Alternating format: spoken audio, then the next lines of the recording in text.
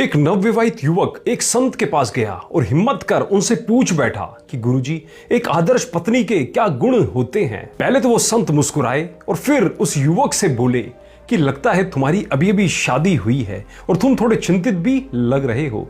खैर, कोई बात नहीं है। फिर उन संत ने बोला, तुम्हारे पास मोबाइल फोन है? इस युवक ने बोला, जी गुरुजी है। तो फिर उन संत ने कहा कि एक काम करो, जो जो मैं तुम्हें बताता हूं उसे रिकॉर्ड कर लो और उसे अपनी अर्धांगिनी यानी कि अपनी पत्नी और अपने सभी मित्रों को भी दिखा देना। उन संत ने कहा कि एक आदर्श पति या पत्नी में ये 7 गुण होने चाहिए। संत ने उस युवक की ओर देखते हुए कहा कि कौन है इस दुनिया में जो एक भली और आदर्श पत्नी या फिर कहे पति नहीं पाना चाहता। पर सवाल अब यह आता है कि एक भली और आदर्श पत्नी कौन पा सकता है। शास्त्र कहते हैं उसका मूल्य तो सभी मूल्यवान वस्तुओं से भी कई बढ़कर है।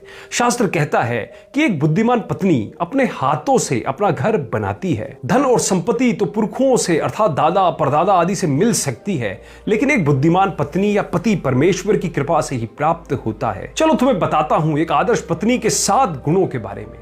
पहला, एक आदर्श पत्नी विश्वास योग्य होती है। पति हो या पत्नी, विश्वास योग्यता सर्वोच्च गुण है जिसके बिना बाकी सारे गुण किसी काम के नहीं है। शास्त्र में लिखने वाले बड़ी खूबसूरती से लिखते हैं कि एक भली पत्नी अनमोल है, बेशकीमती है, क्योंकि उसके पति के मन में उसके प्रति विश्वास रहता है। परमात्मा का भय मानने वाली स्त्री अपने घराने के प्रति और अपने पति के प्रति विश्वास योग्य रहती है, चाहे उसका पति सामने हो या ना हो। हर परिस्थिति में विश्वास ही सच्चे रिश्ते की बुनियाद है। एक चरित्रवान स्त्री अपने अविश्वासी पति को भी जीतकर उसे विश्वास में ला सकती है। दूसरा, एक आदर्श पत्नी अपने पति का आदर करती है। वो अपने पति की कमियों या गलतियों के विषय में किसी के सामने चर्चा नहीं करती, लेकिन जानती है इसे प्रेम से और आदर देकर प्रार्थना के साथ सुधारा जा सकता है और किसी भी रीति से आदर को कम नहीं करती। ऐसी पत्नी देर सवेर ही सही लेकिन अपने पति के दिल में अपनी जगह बना लेती है और पति के दिल को जीत लेती है। वो न केवल अपने पति का बल्कि उसके सास ससुर का और पति से जुड़े सभी लोगों का आदर करती है। तीसरी, एक आदर्श पत्नी अपने पति के लिए सच्चा सहायक होती है। परमात्मा ने जब सारी सृष्टि की रचना की तब कहा कि यह सब कुछ अच्छा है, लेकिन जब मनुष्य को बनाया तब परमात्मा ने स्वयं से कहा मनुष्य का अकेला रहना अच्छा नहीं है, इसलिए मैं उसके लिए एक सहायक बनाऊंगा, अर्थात स्त्री को बनाऊंगा। हर एक पुरुष को एक सहायक की आवश्यकता होती है। सहायक शब्द पवित्र आत्मा के लिए भी इस्तेमाल किया गया है। जब प्रभु ने कहा मैं तुम्हें एक सहायक अर्थात पवित्र आत्मा दूंगा, मतलब सहायक कमजोर नहीं बल्कि हर दुख सुख में पूरे आनंद के साथ अपने पति की सहायता करना, यही परमात्मा की भी एक पत्नी के लिए इच्छा है। चौथा, एक आदर्श पत्नी अपने पति के अधीन रहती है। जैसे परमात्मा के अधीन रहने का मतलब दासी बनकर रहने से नहीं है। पत्नी दासी नहीं है लेकिन घर का मुखिया पति है। हम बड़े आनंद से अपने परमात्मा को अपना सब कुछ मानते हैं, उसका निर्णय सर्वोपरि है। उसी प्रकार पति का निर्णय में स्त्रियों को रहना चाहिए और ऐसे ही पति को भी अपनी पत्नी को समझना चाहिए।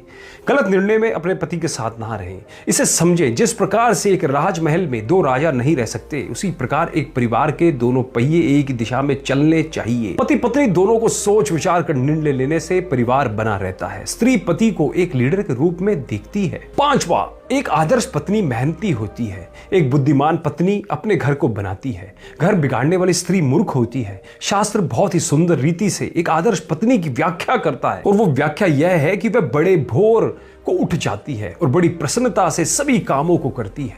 दोस्तों, एक कामकाजी और मेहनती स्त्री की तारीफ सब जगह होती है। वह अपने हाथों के परिश्रम से घर का सारा काम करती है। इसका मतलब है जो भी काम उसके सामने हो, चाहे खेतीबाड़ी का काम हो या शहरी दफ्तरों में काम हो, वो सारे काम बड़े परिश्रम से करती है।